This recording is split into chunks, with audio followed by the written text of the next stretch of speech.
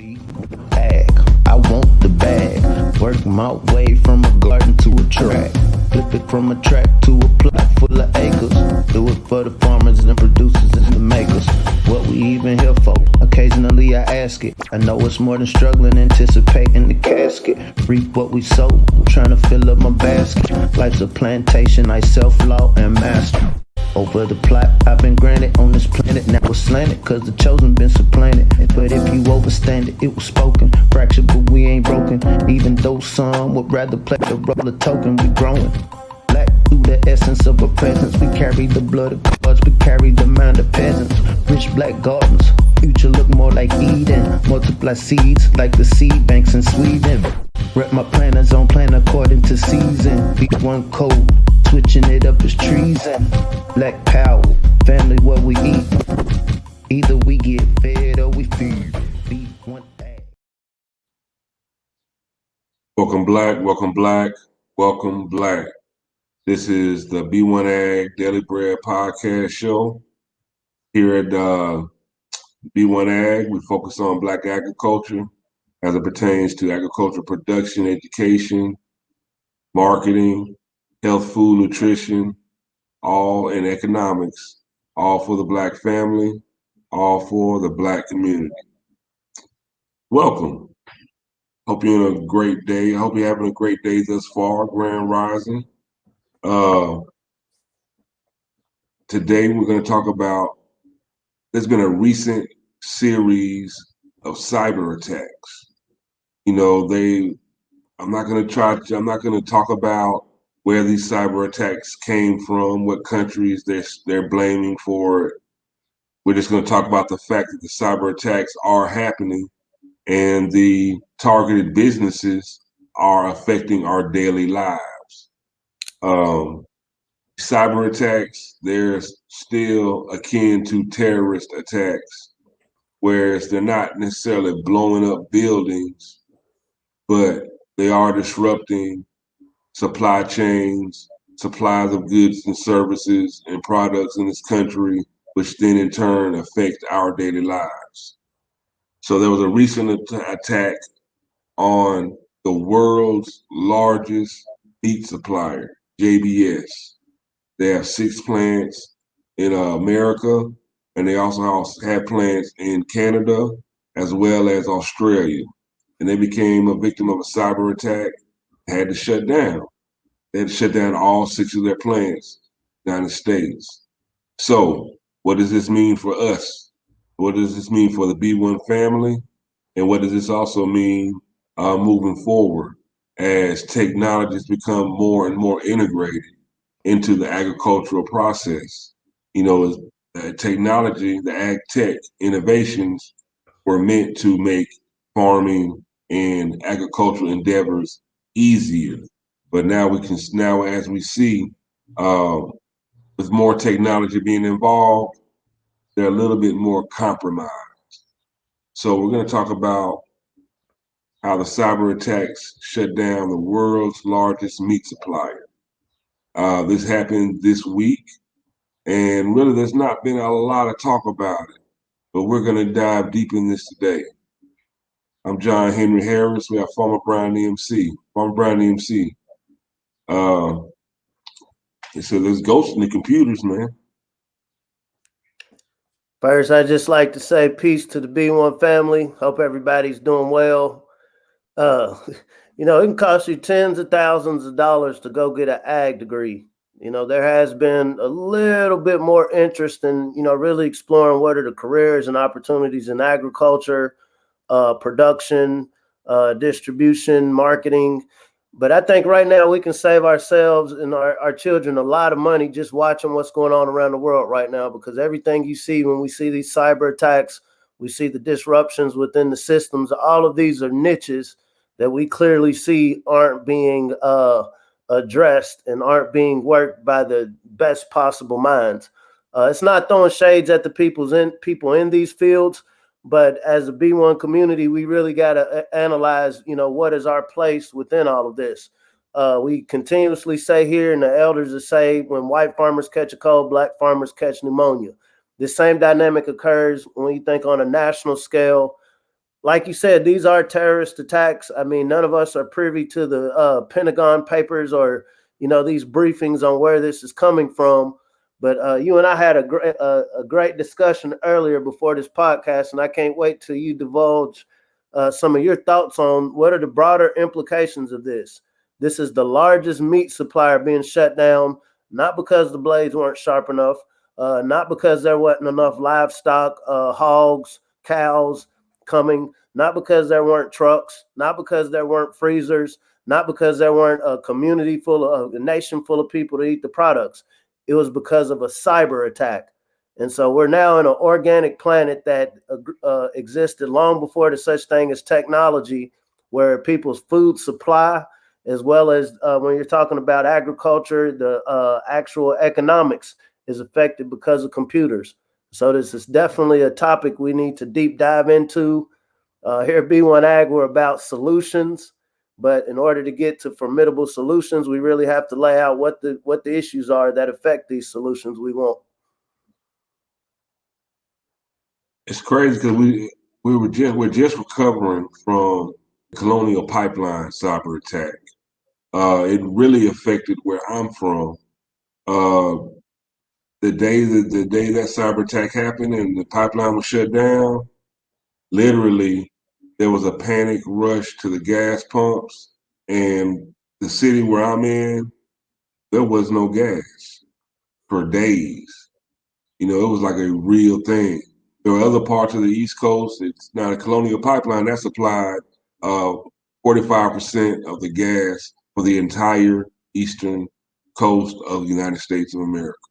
So it was a major deal in certain cities. Other cities weren't affected that bad. Overall, gas prices did rise. So at the end of the day, all these little cyber attacks, the end result always ends up being we're gonna have to pay more. We have to pay more. The consumers have to pay more. We're gonna have to pay more at the pump. We're gonna have to pay more at the store. Now, you couple this with the administration, the current administration, as well as states, they're cutting off a lot of this pandemic help, all the stimulus help, unemployment, over benefits. They're cutting things down as prices are rising, and cyber attacks are not only affecting the prices of these products that we need to consume, or these necessary products, but moving forward in the future, like, how are we going to make sure that we can be protected by these cyber attacks, rising prices, as well as product scarcity? Now, Pardon my immaturity, but I like to play connect the dots sometimes. So if you remember back when the health crisis started back in last March, there was a run on toilet tissue. There's still a run on toilet tissue right now. We don't see news stories about it, but according to financialtimes.com, so right now there's a shortage on chicken wings. There's a shortage on diapers, computer chips, used car rentals, plastic palm oil, truckers, rideshare drivers, lumber, bacon, hot dogs, cheese, coffee, olive oil, corn, oxygen, and labor. You were just bringing up. So right now there are 25 states who are seriously discussing cutting off unemployment benefits in September. When we connect these dots, none of these news stories, though they seem to come from different sources, so though it seems to be in different sectors, it all culminates into the quality of life of where here when we're having this conversation, we're talking about the B1 community. What does this look like when, so a lot of us, okay, we have to eat pork or hot dogs or, whatever food is available. What does this look like when we also know that we're the group that has to travel the longest when it comes to actually getting food compared to other groups? When there's a shortage of rideshare drivers. There's a shortage of used cars. There's a shortage of rental cars. To get a rental car is going to cost you more. I was just reading a story now. They were talking about these barges, and they're making record numbers of transporting journeys, but these are like $1 million journeys. Like it's costing $1 million just to ship something from point A to point B. And like you were just pointing out, we as the consumer end up paying the cost for this. We can go on and on about these issues because when you connect the dots, you see, okay, whether nefarious or whether just the inadequacy of the opaque layer, trying to coordinate a global society, this is inevitably going to affect our families. And when we have this B1AG conversation, we really want to focus it around agriculture. We can't stress enough, and this is why stories like this are important. A lot of times, you're just clout chasing. What does this have to do with agriculture? Food, fuel, and fiber. What do humans need to survive? Food, warm air, and social acceptability. It's hard to be friendly. It's hard to be amiable with one another when you're hungry, when you're in crisis mode, wondering, okay, am I going to be able to get from point A to point B? Am I going to have the gasoline? Okay, I might have money now, but what value does my money have if what I'm buying continuously goes up? When we talk about the crime rates, and so we have a faction defunding the police and all of these things, which I'm not giving my opinion on that. But okay, so now you have these areas full of contention. And it's not to say, oh, black people are just blooping and committing crimes, but there is a thing, as a father, I hope I don't run into a situation where I have to do what I got to do to feed my kids because I'm going to do what I got to do. And so you multiply that times millions of people across America right now who are what I feel like we're getting, we're in this hamster wheel of dependency. And when we see all of these factions at play, we know a lot of these corporations made billions of dollars over this pandemic. And, we like to say here in North America, follow the money. And so money's making money off of these crises. And so this kind of goes to what you were saying earlier, if you want to expound on that. What if some of this is intentional?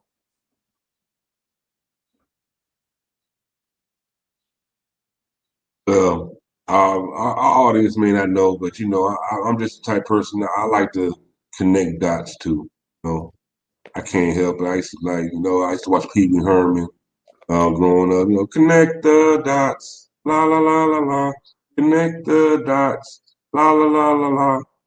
So, so as an economist, I connect dots, and these dots are starting to reveal a pretty disturbing picture. I will get into it a little later, but first, what I would like to do is, read our copyright disclosure.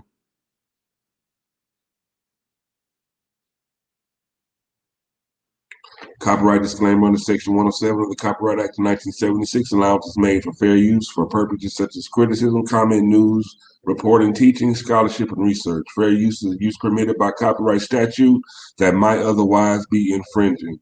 Nonprofit, educational, or personal use tips the balance in favor of fair use. Now, I have a video from Good Morning America. They were just reporting on the cyber attacks at JBS, the world's largest meat supplier. So, family, check this out. I hope y'all, put your listening caps on and just try to connect some dots. See what the dots may connect in your own head, where you may see possible issues or even possible solutions. New ransomware attack, this time on the U.S. beef supply. It appears to be part of a strategy to target our daily life. First, the Colonial Pipeline attack raises gas prices for millions of Americans. Now, this attack raises food prices across the country. Just because JBS Foods is one of the largest meat producers in the world, it was forced to bring all of its U.S. plants to a halt after this crippling cyber attack. The White House, as we said, issuing that stern warning for Russia. We are now just weeks away from that summit between President Biden and Vladimir Putin. The attack sparking fears here that there could be a supply shortage as we head into barbecue season and a huge price hike. ABC's Will Carr is at the company's headquarters in Greeley, Colorado, with the latest this morning. Good morning, Will. Good morning, Michael. First, hackers hit the country's gas supply. Now they've hit the meat supply, shutting down work at the facility behind me, one of the largest in the country. And as these hackers are getting more brazen, experts are warning companies to be on the lookout. overnight America's largest meat supplier recovering from a targeted attack. Meat producer JBS declaring significant progress has been made to get back up and running after a ransomware attack after an alleged Russian-based group forced a shutdown of all 9 U.S. beef plants and others in Canada and Australia. The hack impacted all of the JBS facilities in some capacity, with JBS now saying the vast majority of our beef, pork, poultry, and prepared food plants will be operational. The company accounts for close to a quarter of all U.S. beef production and roughly a fifth of pork production. Preliminary reports suggest that it was a hacker group called Revil, or ransomware evil. They sell ransomware to customers, essentially, to help those customers breach and raise money from honest companies. The attack hitting as summer celebrations ramp up, with Father's Day and July 4th just around the corner. So far, experts say the quality and safety of the meat has not been impacted. The attack, the second in recent months on a major U.S. company. Just last month, the Colonial Pipeline targeted by Russian hackers, causing a gas shortage and forcing thousands of American gas stations to close. Now this morning, many worry that the rise in these types of attacks can put other companies at risk. Ransomware attacks are on the rise. I think a lot of companies are getting the message now that previously they felt they might be beyond the target set of these hacker groups, and they'll now have to think again. They'll have to invest more in better preventive controls, increase their resilience. We can do things to improve our capabilities. You may remember that Colonial Pipeline paid the group that hacked its company more than $4 million in Bitcoin. This morning, it's unclear if anybody's paid a ransom in this case. Hi, everyone. George Stephanopoulos here. Localize your food system. Like we were talking about with the ride share. So we know the average black family, though we make considerably less, we end up spending more, not only money, but time trying to get to food, which a lot of times isn't as quality. When we talk about this localizing food systems, and so I think it's very interesting in a sobering way that this is the largest beef processor. And so just to kind of keep it simple, stupid. And so if I'm a farmer, I have livestock, which we know 48% of the black farmers are raising livestock. You have to wait in the line to get your livestock processed at a butcher. When we talk about different niches in agriculture, I know in the state of Kentucky, I was fortunate to meet peace to the elder Graves, Foster Graves. We don't have any more black butchers in Kentucky. And so now the farmers in Kentucky who are raising livestock, you have to wait in line for the other, 50-some thousand, 60-some thousand other farmers who are in line for this processor. What do we know about getting in the VIP status at the club? The people at the club is going to look out for the homies first. And so when we're talking about this agricultural club, it works the same way. How much time and energy will we exhaust? Black butchers matter, black livestock matters versus actually taking the time now in 2021, since we see that this is an issue, raising up these localized groups of processors, meat processors and butchers. Not only that, how do we localize how people get their meat? And so say if my meat consumption is completely dependent on Kroger, Publix, Sunflower, Costco, Walmart, one of these stores, guess where the price is going to go up? Guess who might not have access to the selection of meat that I want? But there's nothing like having a CSA or having some sort of program, once again, working cooperatively. So no one person is going to get a cow. You're not going to eat a whole cow in a year. But if you have multiple families on the block, find a black farmer who's already raising livestock. It doesn't mean you got to go out and buy your own, but go in together, spend about $2,400, split it up with about 5 families, and you're going to have your annual beef intake. For example, the same way will work with poultry as well. Find a poultry producer and work directly with them. And so now one thing, you're helping yourself as the consumer, because you're directly talking to or working with the producer who's producing what it is you're eating, whether it's your vegetables, but in this case, we're talking about meat. This helps the producer because now they don't have to worry about, okay, am I going to have a market? Is somebody going to let me come and sell my product at their store? No, I'm working directly with people within these communities who are going to eat. Now, as a producer, and these people let me know, okay, hey, we know you got chicken for us. We don't want you to use hormones. And so as a conscientious producer, okay, now that you've let me know you're going to buy this, you paid me half of it up front. So y'all are working cooperative, so nobody's going broke.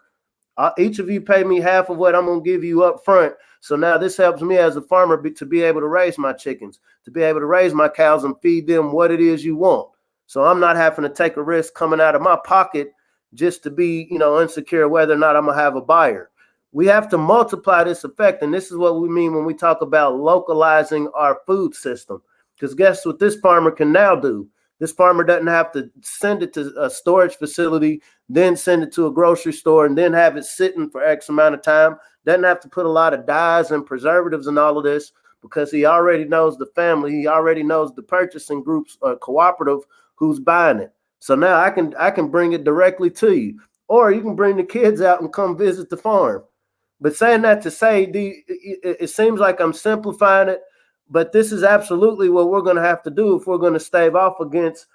We see that these ransomware attacks are going to be more prevalent. Follow the money. Okay, if I'm one of these hackers, I realize like, wow, I can literally just go after all of these components of society that people need, and they're going to have to pay me something, or I'm going to keep attacking their system. This can only be done if your system is heavily dependent upon technology and computers.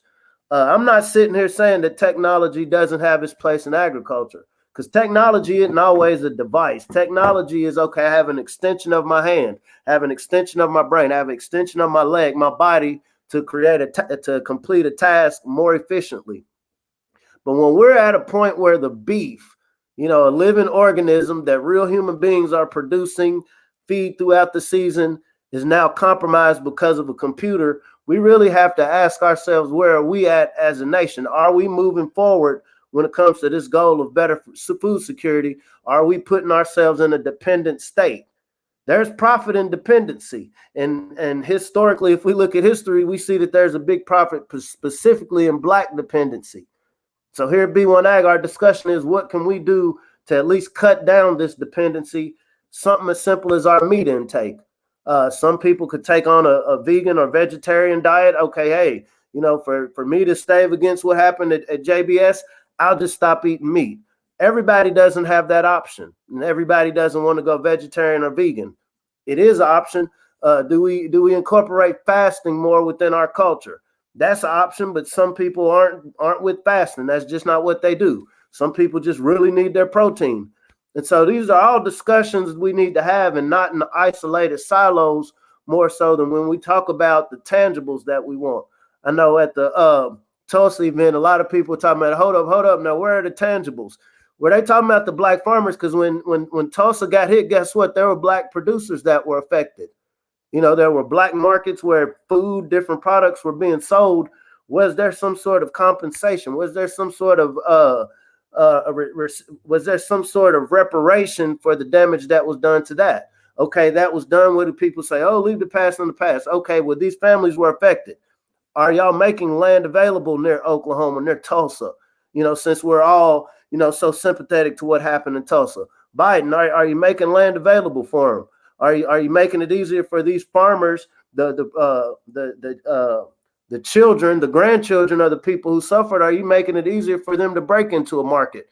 For those that have veered away, because we know on average we're 3 generations separated from a farm, are you making sure there's scholarships? I know they keep pushing this school. Yeah, school is great, but we also need tradesmen. And so are we creating these tangible opportunities, not for everybody, but the group who's been affected? Because we are absolutely affected when all of these attacks and shutdowns happen. We need to have these conversations last week. In my mind, I can't help but, because when the pandemic first kicked off last year, one of the main places that was hit hard by the pandemic and were the meat processing plants, because a lot of the workers, they came down with COVID and they had to shut down for literal security of the meat. They didn't want to be transferring COVID through the meat or our food because the workers are sick. It's like a real health crisis, a real health issue. But again, now those same meat suppliers, they get hit by cyber attack. And I can't help but wonder if this is on purpose? Or is this just a convenient excuse? If you think about it, now the world, when I say the world, I mean the world, Craig, the whole world, they're committed to reducing carbon emissions. So that means these gas combustible cars that we drive, they're phasing them out. They're phasing them out. Everything is going to be an electric car. And I mean within the next 1 to 3 years. So all these car dealerships, all these, they're on a mad rush to sell these cars because they know a whole new flock of cars are coming. We have to make a real conscientious effort to get back to the basics. There's nothing wrong with technology, but just because you have this technology does not mean that you forego the knowledge of how to do whatever without the technology. And with the problems that we're having with arable land in America, especially in the Midwest, we have to make conscious efforts to regenerate that soil. We have to make conscious efforts to take care of the earth. And if that means going back to the old way of doing things, then that's what we need to do. If that means we need to go back to rotating crops, that's what we need to do. If that means we need to go back to planting more cover crops, that's what we need to do. And there are efforts being made there, but for our community, the effort needs to be strengthening our local food systems, getting back to nature, stoking that knowledge of food production that is given to us through divination. We need to get back out here and practice our first job on this entire planet as humans, which is be stewards of the land. So where's my crypto people, my blockchain people? Is there somebody working on farm bucks or food bucks? Since we see that, I'm gonna put that out there. Don't put that how out are we gonna make sure people are able to procure food in a situation where, okay, we see large groups of people are being economically disenfranchised? Value isn't just in a dollar, it isn't just in a coin. We're in a technological age where, we're finding new ways to conduct commerce. Well, when we think about our scientists, because like I said, I'm not against tech. I'm not against those techies, but I am against those thugs that can hold our community hostage when it comes to the things that we're dependent on. Going back, revisiting what we're talking about with these states cutting the $300 COVID relief. Okay, on one end, they're saying there's a shortage of labor. And so, we have a lot of states that feel like, okay, well, we can get people back to work by just, cutting off their help. But you're going back to a work with low wages. And so I'm coming to a job that's not paying me much. And then when I go to a store, everything I'm buying is costing me 2 times more than what it was. And I'm getting considerably less than what I was getting paid. And so I'm not much a mathematician at all, but how sustainable is that? Dr. Boyce is the financial man to listen to.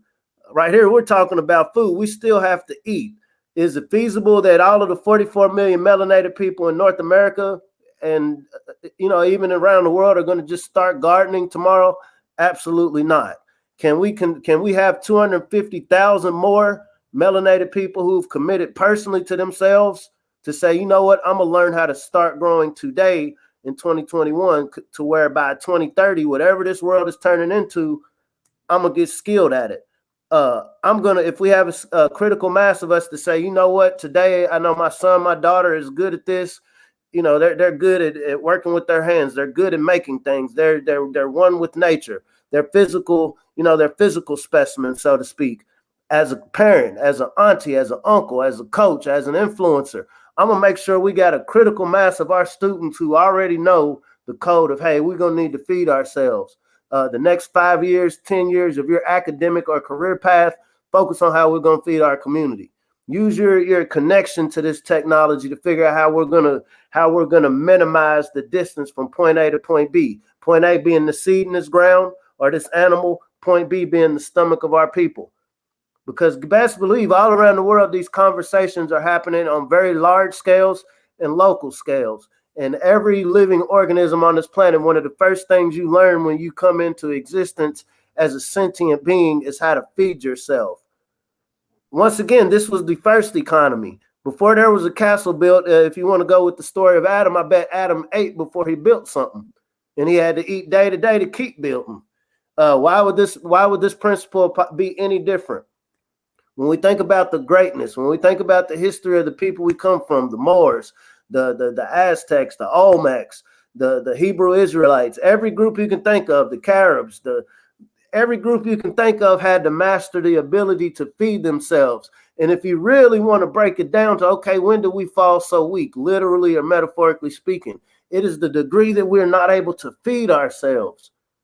Because once again, currency hasn't always been a dollar. I mean, it's been so many things throughout centuries, throughout millennia. But the one thing that has been consistent is the ability of a people to feed themselves. We've had this discussion many times over on B1AG that food has been used as a weapon of war. It doesn't matter how good of a shot you are. If you're famished, if you can't stand up straight because you can't eat, it don't matter how good of a shot you are.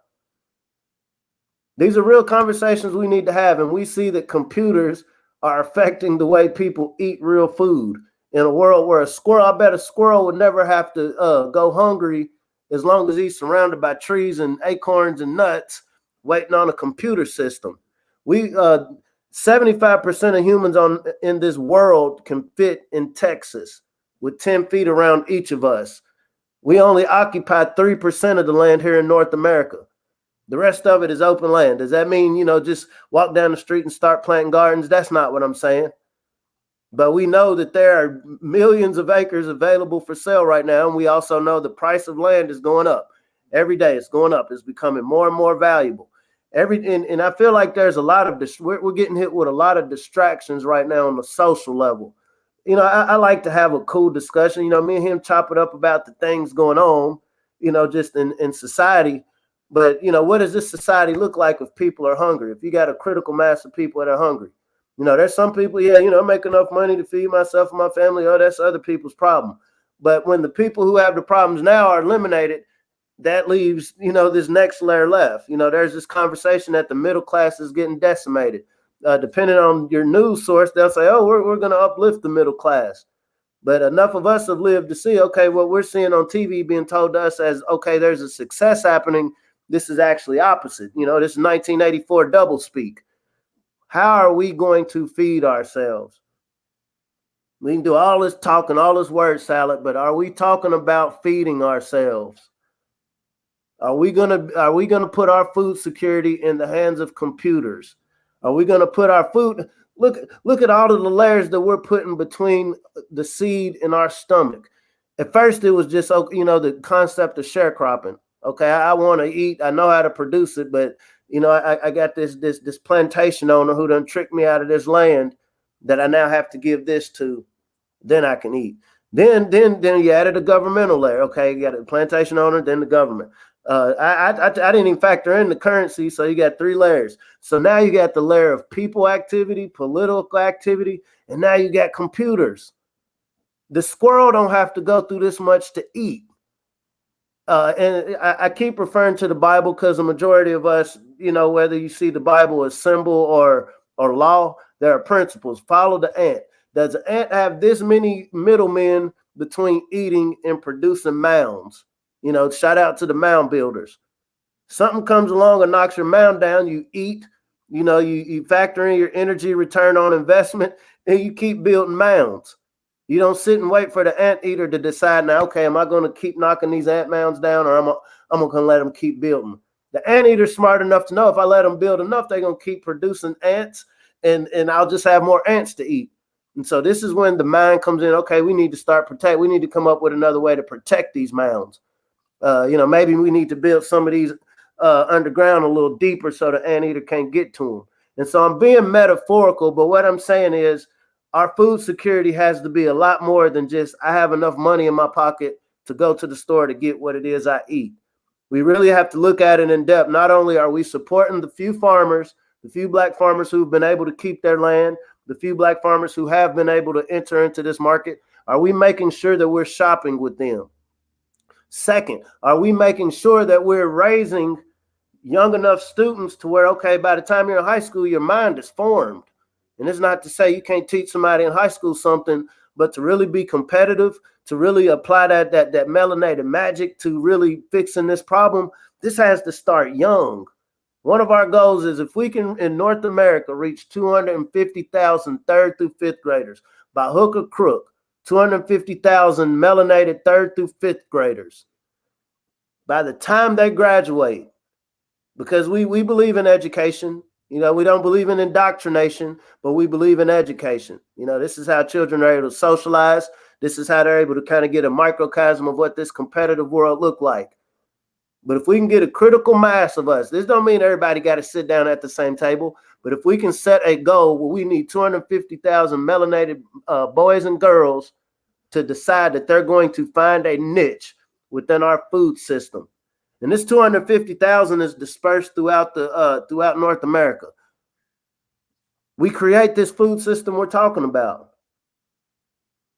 Once that seed is planted in somebody's mind, hey, this is important. These are the implications of this thing that we're talking about that's important. It was a time there was no such thing as a basketball to be shot through a hoop. That didn't happen. You know, if you were saying one of the ancient times, like, why would you take a ball and throw it through a hoop? And now it's a multi-billion-dollar industry, hundreds of billion dollars industry. Saying that to say, we know agriculture, once again, was the first business. And so the degree that we can plant that seed back in our young people's mind and replant it, because it's not dead, it's just been dormant. If we can replant this seed in our communities, the adults, to see the value in it. No, it doesn't mean just stop what you're doing and go farming. But if you got some space, if you're fortunate to have some space, make you a little small garden. Experiment. Let your children see you doing that. If I'm an influencer within my community, okay, I do what I do in the streets, but I also want these young kids to see that there's something else we can do too with our hands, with our minds. And if we can work on feeding ourselves, we would jump leaps and bounds in this war that we fight against this opaque layer.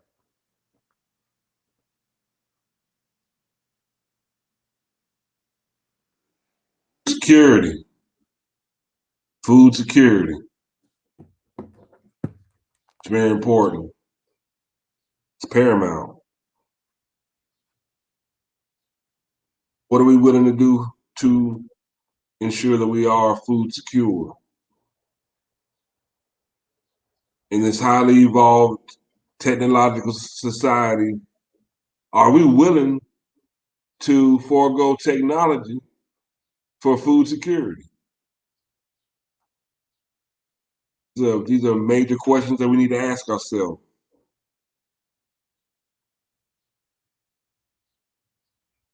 Here at B1AG, do believe in getting black to the garden.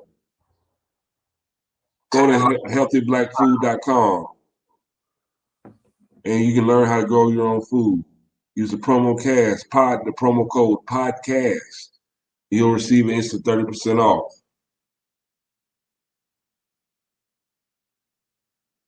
If you have any questions for us, hit us up at b1aghiphop@gmail.com.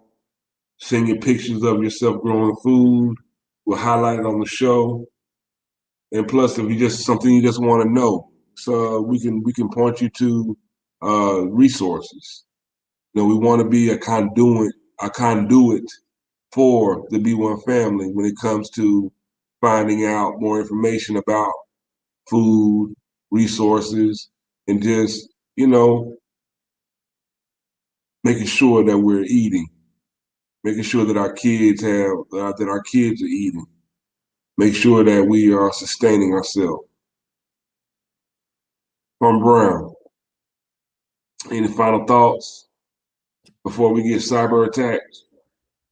The school of hard knocks. Look at these classes. Look at everything where there's a problem. Where did Tupac say, find a weakness in the game and sold it? Right now, there's a lot of weaknesses in our food system. These are not just the careers of the future, but the entrepreneurial opportunities of the future. And the degree that we can collectively take it serious as a melanated family and understand the gravity of this moment right now, the degree that we rise as a people. And if they really like to elevate their mind state, ingratiate themselves, they really want to know something, Farmer Brown, what do they need to do? Stay woke and learn how to grow something. All right, y'all. We appreciate you checking in again for another episode of the Daily Bread Podcast here at B1AG. We are on this mission. It is a journey, and hopefully we'll see it to the end, the harvest. Have a wonderful day. Be prosperous. Be loving. Try to get some sunshine on your face. If it's raining, let some of those raindrops tickle your fancy on your arms. All right, y'all. Be out of here. Be safe. And be aware of these cyber attacks. You know, let's go back to simple things. You know, there's nothing wrong with technology. You know, like save our smartphones, use our smartphones all day, every day. But don't forget how to just holler at somebody. You don't necessarily got to call them, holler at them. You know, don't forget what's real. Take care. See you again.